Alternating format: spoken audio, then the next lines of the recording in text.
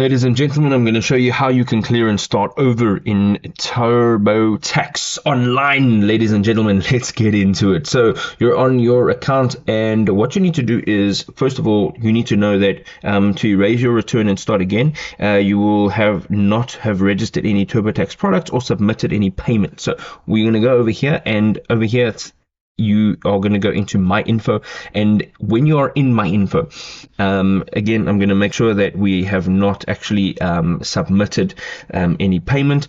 On the left hand side you'll see tax tools, and we're going to go ahead here and you'll find the clear and start over. Here you're going to go ahead and say yes, and just make sure that you are certain you want to do this, because clearing your return erases your information and lets you start absolutely from the beginning. Alright, so you can go ahead and tap on next, and there we go. You will now be able to start over in TurboTax Online.